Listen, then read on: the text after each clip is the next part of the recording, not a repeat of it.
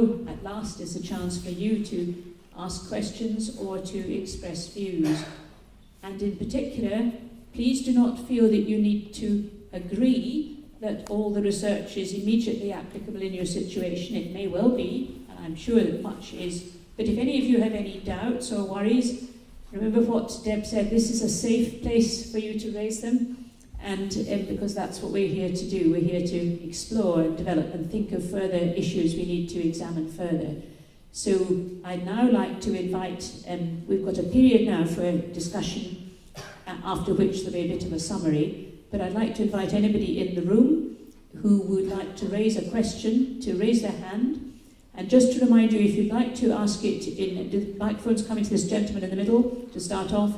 If you would like to ask your question in Chinese, please do so, and people with headsets will put on their headsets and go to channel 2 if they want to hear it in English. Thank you, sir. Okay. Can I do it in English? Is that okay? You're allowed to do it. You're allowed to do it in English, yes.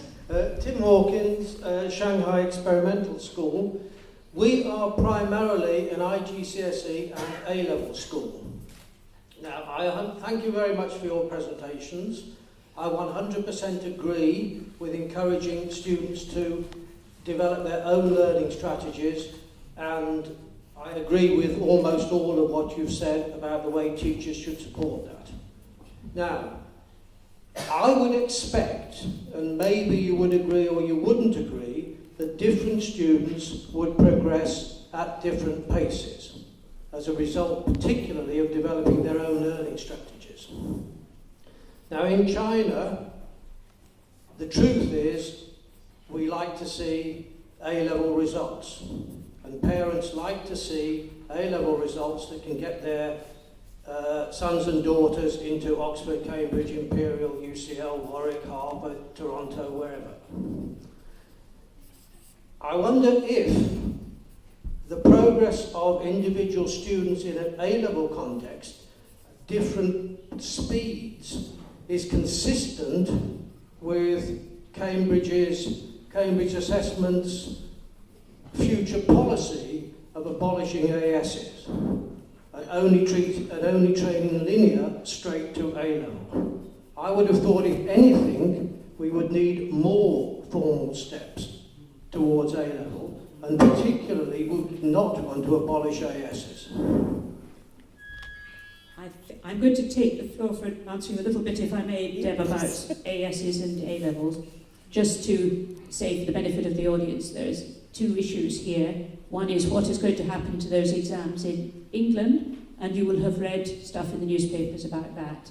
And the government's intention there is not to abolish ASs, but to make them a separate standalone qualification in England, but not to have them as a stepping stone to A-level. And that may or may not be a good idea, but that's the next question is what's going to happen in the international examinations. And that is a separate question which is not determined by the government policies. So there's issues in favour of retaining an assessment such as an AS, which is a clear stepping stone and gives feedback and structured external evidence. And there's arguments against it that it means there's too much testing in the time that the student is studying for the A-level. Now, what I think I'm going to do is to leave that issue to one very important side that Tim and the rest of us can discuss further. But what I'd like to ask Deb, just to broaden it a little bit, is whether she feels that having done international work looking across the board, and what you say about teaching to tests being not improving learning of itself, whether there's anything that the exam system can do to support good teaching. Given that one thing I wanted to say from my experience in Asia is that parents do regard exam outcomes as very important, and they're not doing that out of vindictiveness. It's because they want their child to get the best possible start in life, and some exams are high stakes for that. And we have to recognise that. But are there ways in which the exam system, rather than just being a common enemy, can actually be better to support the best kind of teaching and learning? Thanks, Isabel. That's a really, really good question, and I think I can probably answer it in a number of ways, and a lot of people in the room will have a lot of ideas on it as well. I think one of the things that may not have been obvious in the video you saw this morning, and I know that that video was of younger children, but I spoke to somebody at lunchtime about this as well. Assessment and assessment policies and practices was a byproduct of really good teaching and learning in those schools. It was not the focus. The focus was on really good teaching and learning. And in Sarah's school, good teaching and learning means that, of course, there's going to be assessment of learners on the way through, but it is not going to be the focus. So that's kind of one part of the answer. I guess the other part really is how can we get in front of the assessments? And it's been a lot of the work that we've been doing is looking at how can we actually, if we're really wanting to get really good assessment results, how can we use the information and the knowledge of the assessments in a formative way to teach, to be informing our teaching practice. And that's a lot of the work that we do. It's getting ahead of them a little bit too. So I don't know if that's really helped, but I'm happy to answer more questions. I don't know, Leanne, if you've got an answer. Something to add? I'd just like to add that Cambridge, as you know, is an assessment organisation, but we've deliberately done some of these seminars, these horizons, not just about assessment, but about education and about pedagogy. The next one in the series, you'll hear about that at the end, is about school-based assessment and the whole the new significance of that in the Asian context. And there'll be a chance to bring some of those things back again. But I think there is a question for all of us about how much the kind of structured feedback that an external exam gives, however well it's designed, how much of that is good to support the kind of development that Deb has described, and how much of it becomes just a burden or a chase. In England, there has been criticism that students in some systems are sitting exams every 3 months. They're sitting formal exams, and it just becomes a procession of examinations. Cambridge tries to develop assessment material that supports and reflects and recognises the best learning, but that doesn't totally answer your question. The question is the role of it in the school life and in the child's life and in the parents' perceptions as well. So there's some big issues there about examinations. Another question, please. Yes, the gentleman over there, to whom a microphone is about to arrive. There we are, thank you. Thank you. I'm very interested in the idea that calculators seem not to be very effective.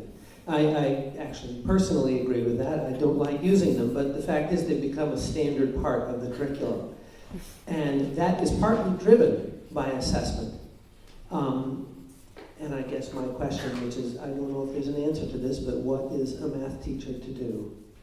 When the curriculum and the assessments require the use of calculators, but in fact they're shown not to be very effective. And I'm curious if there's any kind of general direction to move away from calculators. I haven't seen anything like that in my experience teaching. And another really good question, and I think we need to be really mindful of the fact that some of the influences that we see, just because they've got a lower effect size, doesn't mean that they're not important. Some things that sit on the lower end of the effect size chart are actually very inexpensive and very quick to administer. And I think the use of calculators is one of those. If most of our students have got calculators and it's not going to take a lot of effort and energy to use them in tests and assessments and pieces of work, then use them. Because 0.24 is still 0.24. So we mustn't get too wedded to this notion that just because it's below the 0.4, it's useless. It's not. It's actually a very quick and very probably inexpensive way to get gains. If I can add to that, there are examples both in the United States and in the United Kingdom of the use of calculators becoming itself a kind of educational political issue beyond its significance. And for example, in England, ministers have made a point of removing the use of calculators in certain because they have a kind of vision of improving mental arithmetic skills which they believe have been diminished by too much use of calculators. And that is linked with a number of other feelings about the kinds of things that children used to be able to do that they can't allegedly do now. And whether or not that is right, I think what is coming out of today's discussion is that there is evidence on a lot of these matters, not needing to be done from scratch, but there is some evidence there, and at least we can try to get help to ask, well, let's see what the evidence says before we jump to one of the ideological positions on that, because the poor students are going to be frantically doing mental arithmetic with one lot of ministers, and then the next lot will give them all calculators on the first day or something like that, and they'll be not helped either way. So I think as an education community, there's a responsibility on us to look at evidence, and that's certainly one thing I've learned from today's discussion. So. Okay, can I say a few words? Yes. Okay. In the front table, sorry, I'll come back to yeah. you in a minute. No, Yes. sorry. Hi, Manu from the Institute of Education in Singapore. Thank you, Deborah, for a fantastic presentation. There's a ton to think about.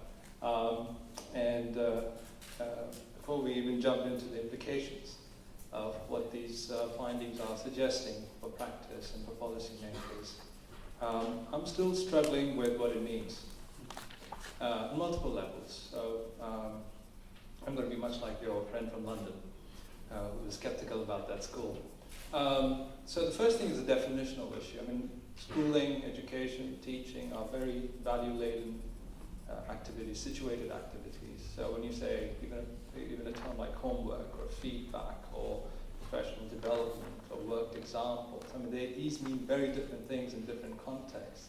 And a function of what meta-analysis does is it aggregates all of these into some, and then we do not know what this means. So before you can even derive implications from, oh, more homework is good or bad, we don't quite know what this aggregated thing looks like, especially what meaning it has across different contexts. So first is a definitional issue that I'm struggling with. What do these factors mean, really? Second is a causal attribution. You know, all these factors with their different effect sizes. If you do this, then you're likely to get an effect size or an improvement. I don't think the analysis suggests that. At best, these are associations, because not all that is sampled are comparative experimental studies. And so it's very hard. I worry that if you go away from this seminar thinking that if I were to do this, I'll get this effect size, that's a causal claim, whereas at best, these are correlational associations. And I think we need to be mindful along with the different contexts within which these studies have been aggregated across. And finally is the attribution. So when somebody says teacher content knowledge is not important or does not produce so much effect, at the same time saying feedback has a strong effect, or feedback is in part dependent on teacher content knowledge and pedagogical content knowledge. And if teacher gives good feedback, then you've got the student is more engaged and the relationships are better. So a lot of these factors probably recruit other factors.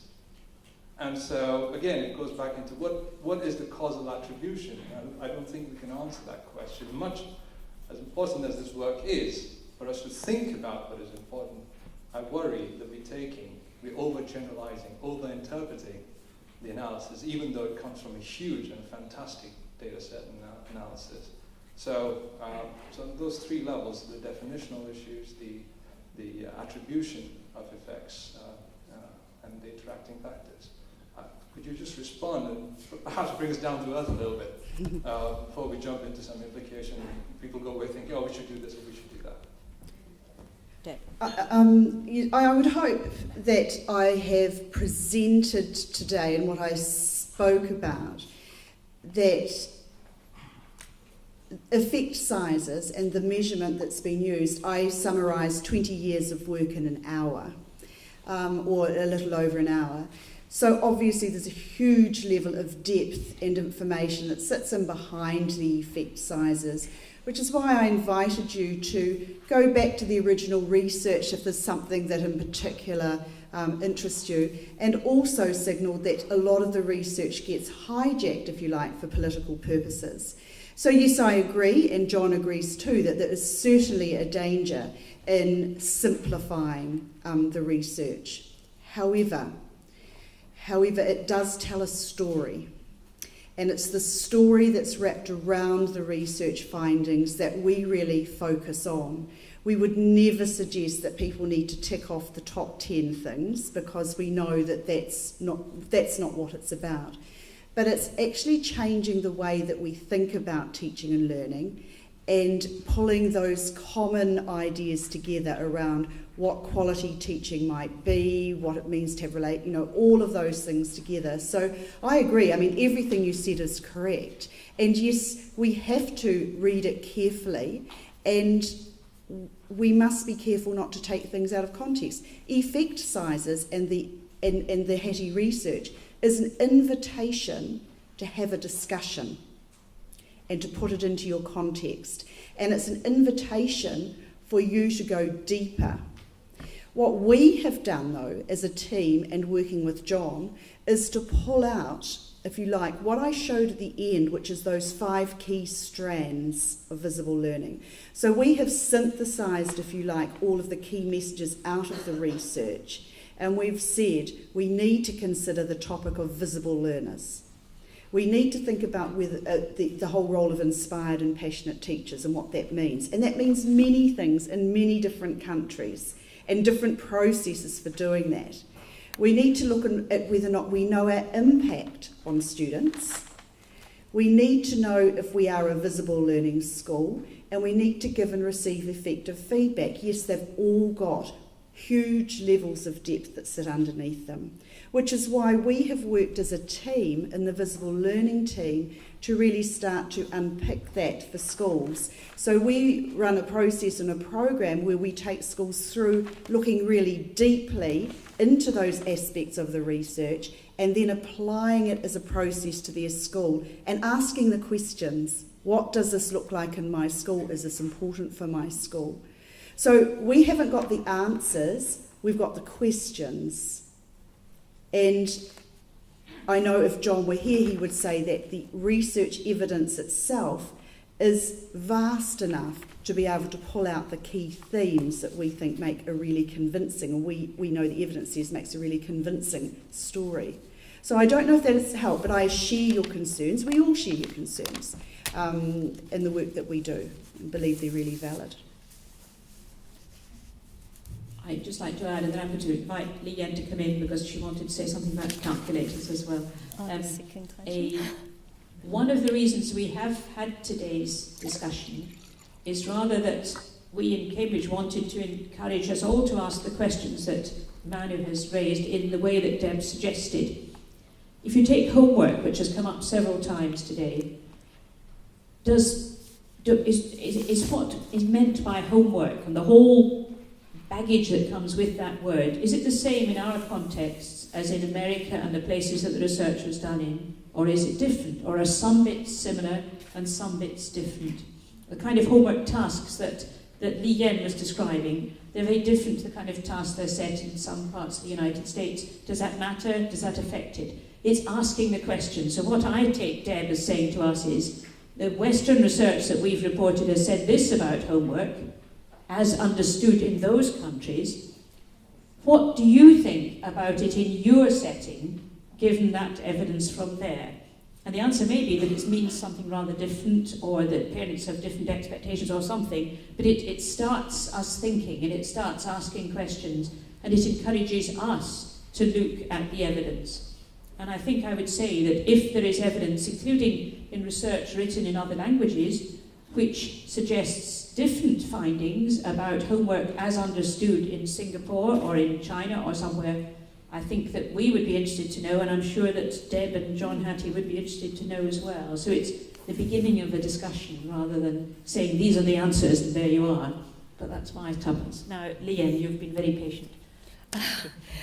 No, as for the second question, and just now I want to say a few words about the calculator problem. Yes. And actually my major is not maths, and I'm an English teacher, but I think I do want to make a suggestion is I think we need to compromise sometimes, and on the one hand we have to follow the national curriculum standard, but on the other hand I think it's quite important for the teachers to tell the students how the results come out, you know. So, but now in current practice, And most of the teachers, they just spend much time to tell the student how to use the machine rather than tell them or explain the reasons about how the results come out. So sometimes compromising is very important, I think. Yeah. Okay. Thank you. Thank you. There's a question from the back, coming from the web, and then there's a gentleman there who'll be on after that. So, Noak or Salisa? A question from an online participant, Emily So.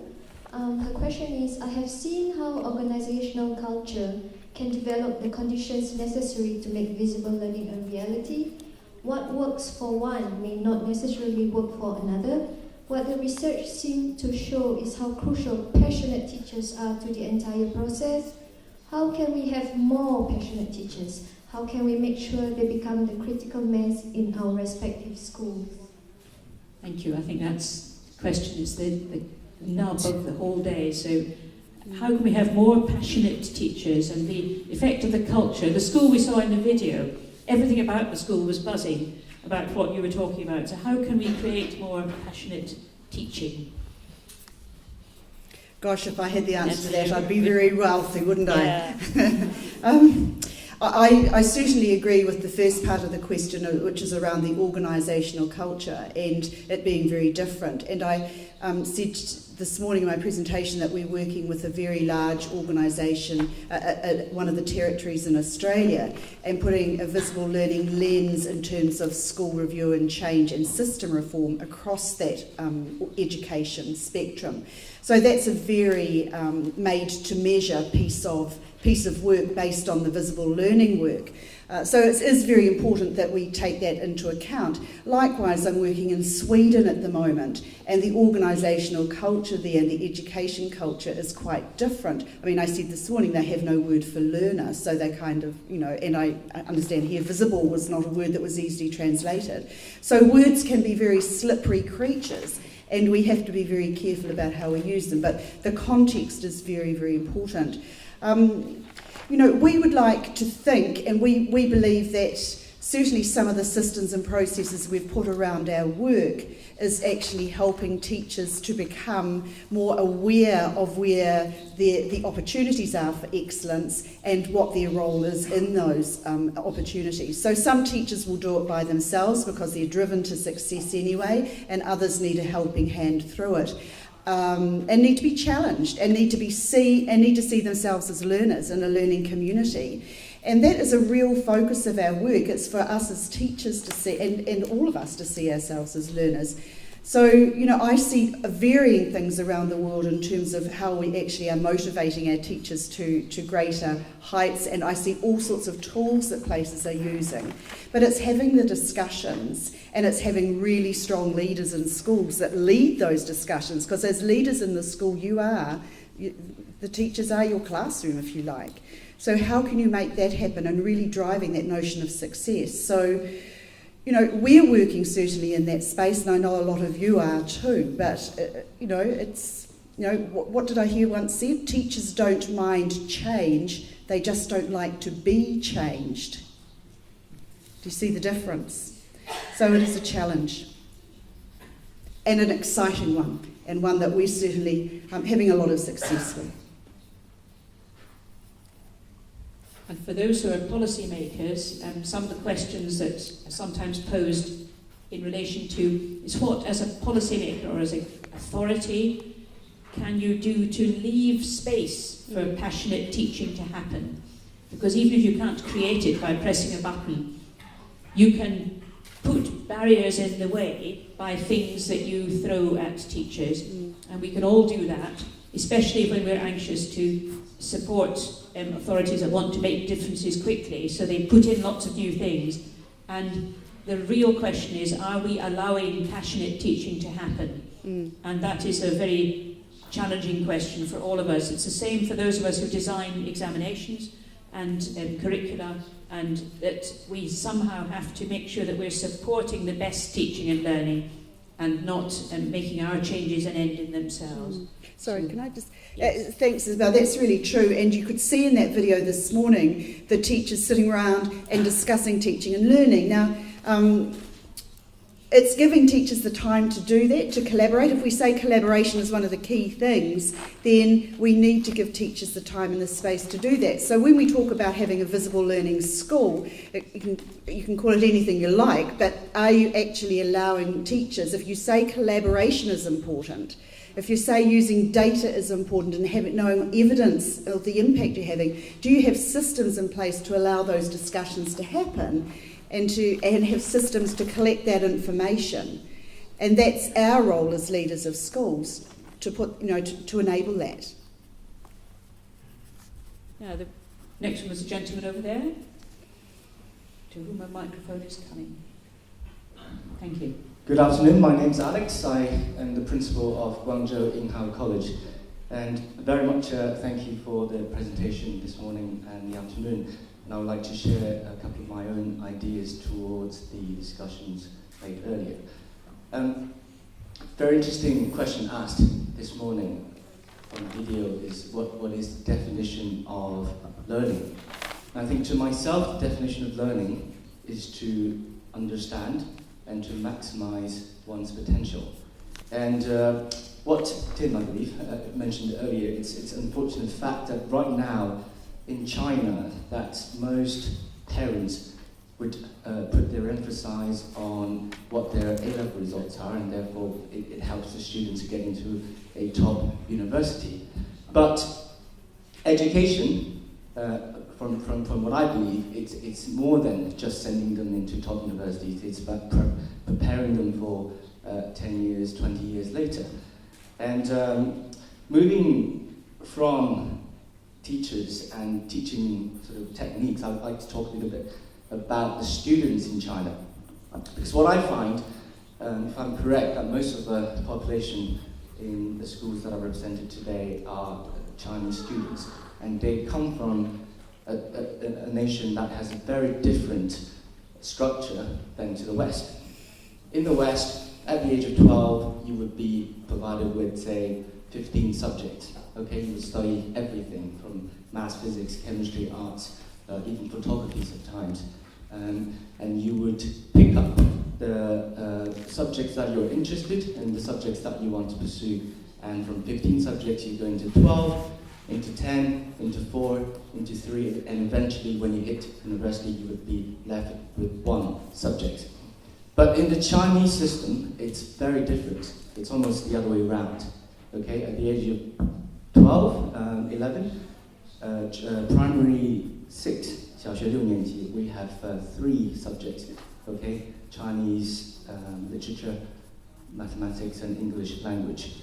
By the time you get to junior 1, you will be presented with 7 subjects, and then 8 subjects, 9 subjects. You actually study more and more as you get older. So the problem is that students don't really have what we think sort of a speciality. They study the subjects because they have to pass exams. And even when they switch from the Chinese systems into, say, the A-level system, they still have the same mentality, okay? And that's why at my school, we try to, instead of trying to tell them you have to get high marks, that we can get into universities, try and like the subject. The Duke of Edinburgh Award is a great program that the Britain offers, and what we've done, we've done our own version of that. It's called the Alexander Award, where we have 100 items where the students have to complete before they leave school. So it would have, for example, 5个国家10大民族3门外语2门乐器1本书. Every student has to travel at least 5 countries on their own. They have to read 4 Chinese famous novel.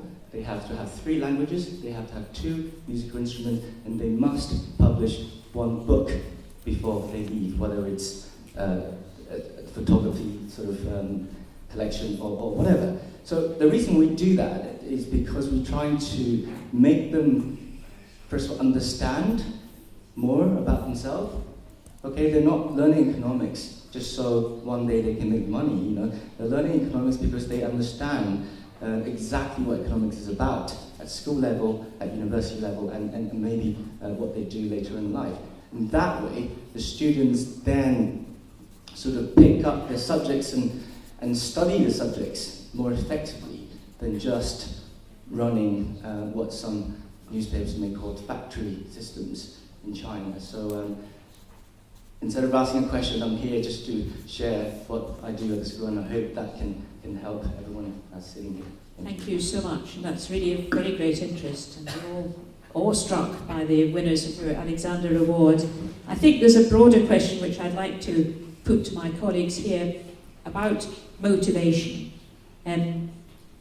If your kids are doing a multifaceted curriculum, some subjects they'll like better than others because they're human beings, and the reason they're doing it is not because they've chosen to do it, but because the system says they've got to do it. Are there lessons from research about the motivation of students in that kind of structured situation that helps in the...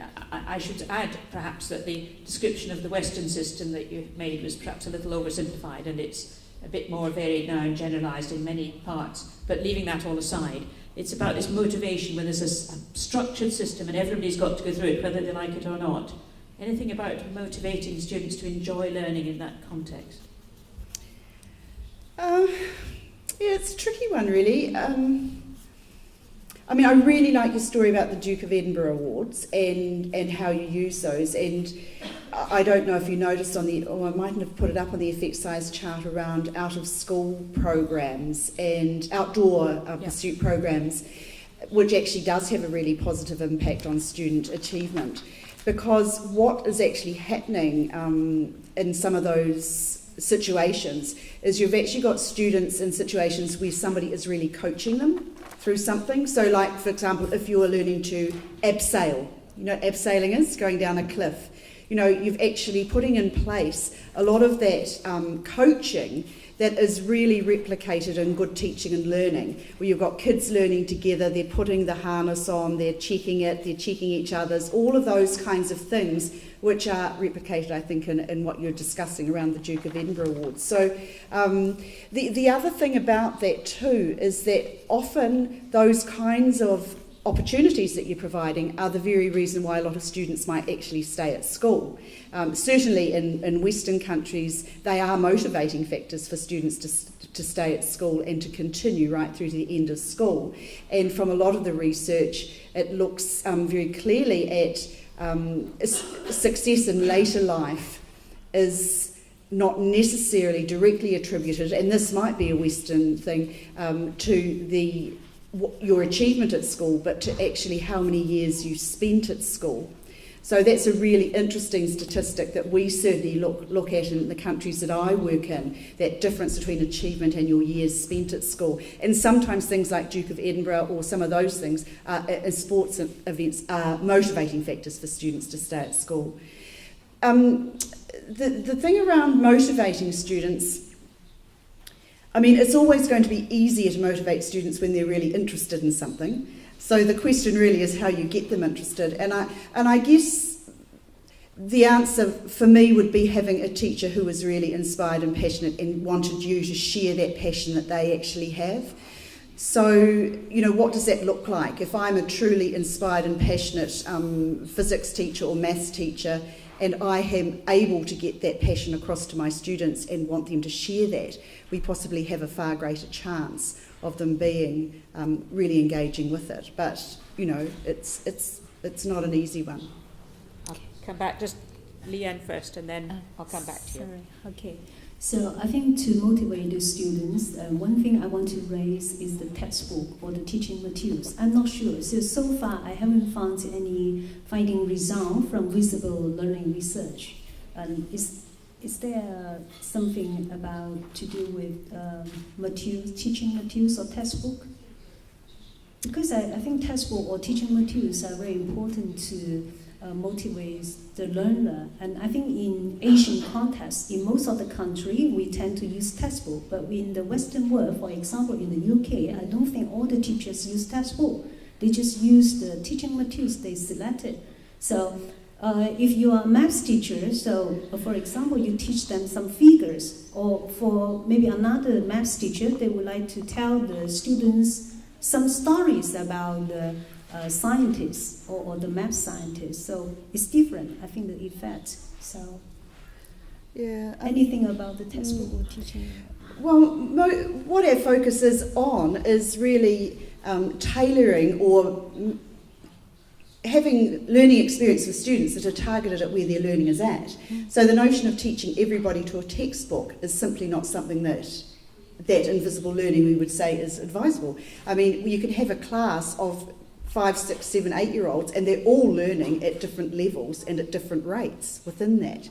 So in actual fact, we talk a lot about differentiation of learning. Differentiation is a very big word in education for us, where you are actually making learning apply to where the students are at currently in their learning, remembering that we're wanting to get them all to make that progress. And for some students who are below the benchmark currently, below the standard, we need to accelerate that learning. So we need to put real emphasis on that so they can get the gains to get above that standard.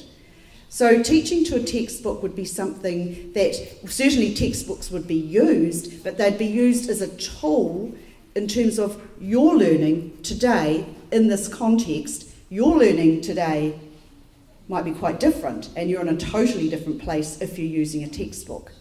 But everybody using the same textbook, I can't see that in a class of 30, everybody is working at exactly the same pace. So, as an example, and this will really scare you. Are you ready? You sure? I was in Stonefields recently and their maths program was happening. And there were probably 60 students in this particular learning environment. Their maths program in a particular strand of maths was on post-it notes on the glass doors, right? So I knew that my learning objective at the moment was some aspect of number, let's say. Isabel knew that her learning objective, she had actually already got this particular one that I had done, her learning objective was quite different, so that goes up on a sticky note as well. Leanne's was actually quite different again, so hers is up on a sticky note and it's quite different too. The teacher knows exactly where those students are at in their learning, is tracking that through the program that she or he is monitoring, but the students are controlling their learning. There is no textbook for everybody. I might take a group from that table who have all got a common learning outcome and do some explicit teaching around that. But hey, if Isabel and Leanne have actually can collaborate because Isabel knows and has mastered that learning objective, then she will be able to teach it to Leanne. And me as a teacher will actually then, in Stonefield School, will sign off, Leanne's got that now, she's achieved that objective, she can move on to the next one. Now that was a brave new world of teaching and learning that was working, that was exciting, that had us just standing there with our mouths open, thinking, oh my goodness, how could this be possible? But textbooks? No.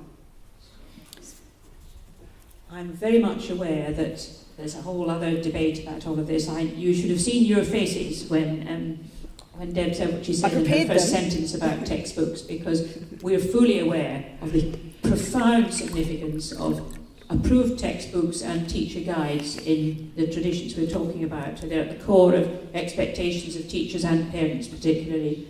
We're also aware of the controversies around them, and also of the difference between that question, should there be approved textbooks, and the question of whether everybody should be at the same stage in them. That's a completely different question. So I realise, I think what Deb's done is asked us to go away and think again about some of our assumptions and all of that.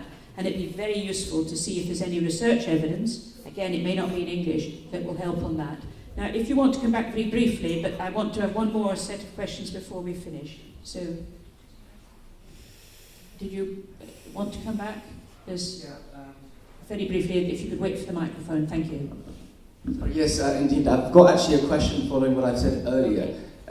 Due to the differences in the education systems, Chinese tend to be much better at taking exams at the younger age. At the GCSEs, sometimes it takes 4 months to get through mathematics programs and the A-levels. But when they get to university levels, they're competing with students that perhaps have been wanting to study geography for 15 years, whereas they've only picked geography because it might be the easiest subjects to get into that university.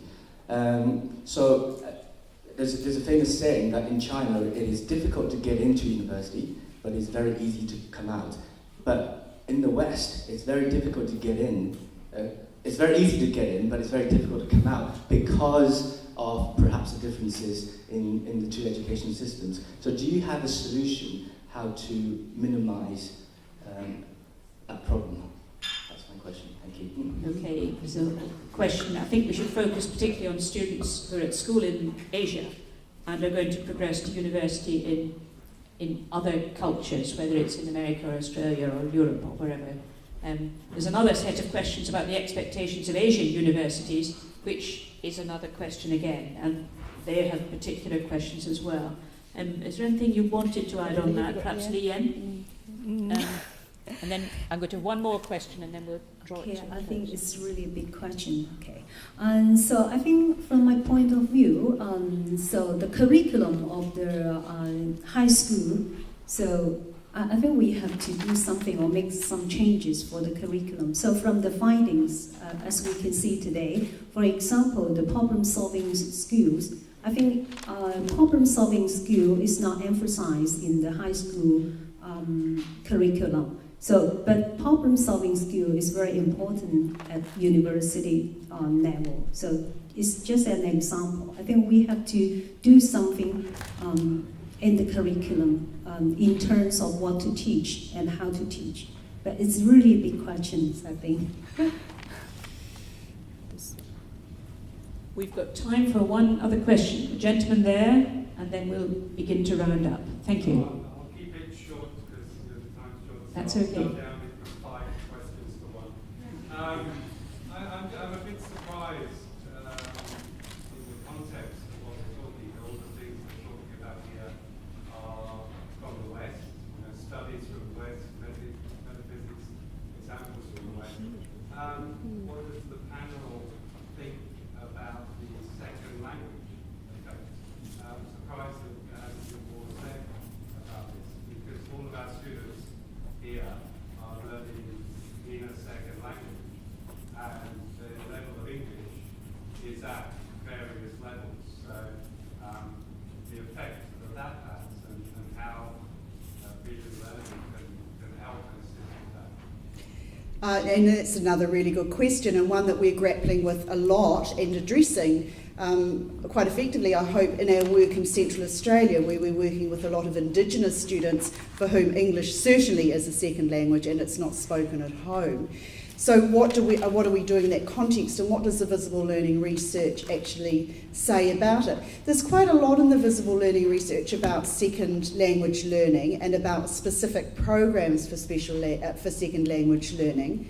But in terms of thinking about the context in what we've been talking today, it's about some of those, it's exactly the same things apply in terms of good teaching and learning and getting some of those messages across to students about them being learners. And I was communicating with a teacher from Central Australia just last night for whom all 60 students at her school speak various dialects of the Aboriginal language and have very limited English. And she said what she was trying to do was to get her students to be able to discuss the learning intentions, and she was introducing them to that language of learning, the learning intentions and success criteria that I kind of touched on today. And she said it was really challenging because the students didn't understand them and she was having real difficulty with it. So I put it to her last week when we were having an ongoing kind of conversation that what she needs to do is, what she should try is to really put those learning intentions together with the students. So this is what we are wanting to do. This is what it's all about.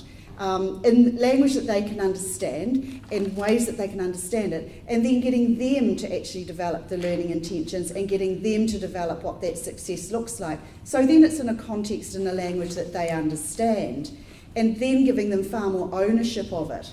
And it was one of those light bulb moments for her, if you like. She was trying to do it for them, but by involving them in that process, she has had far greater success and ownership of that. So it's doing the same things, but it's thinking about how you do them differently. At Stonefields, for example, they have a lot of visual clues. So they have a lot of visual stuff for the learners, particularly younger learners, but they've got second English language learners there too. And also that some of the signs and the symbols that they're using to actually articulate what learning looks like. So there are definitely strategies and ways you can work through it in terms of giving those students those learning strategies as well. To understand second language learning more, really you'd have to dive into some of the research in the book. And that's probably for the purposes of today where I might just have to leave that one. But, you know, the same applies, I believe. I'm sure you'll have something to say. Leanne, do you want, this is the last, is there anything else you'd like to add? I would just say that the previous seminar in this series was about the research evidence about a bilingual education, including the cognitive effects of studying more than one language, and also what research there is about the impact on achievement in subjects other than either of the languages. So, for example, if somebody is doing maths in English when their mother tongue is something else, do they do better or worse in maths? And to cut a very long story short, the research is not definitive either way. And there were some interesting examples from Hong Kong where there were some questions raised, although the general drift is that there is no evidence of harm, but there was some questions raised by evidence from Hong Kong. So it's an open issue. Dr. Peter Mehisto has written for Cambridge on this subject, and there's stuff on the Cambridge Assessment Singapore website on that. But again, I think there's also a bit of a disclaimer in the first chapter of Visible Learning about that it's not directly addressing some of the effects of doing some of these things in another language, but it comes into the broader field.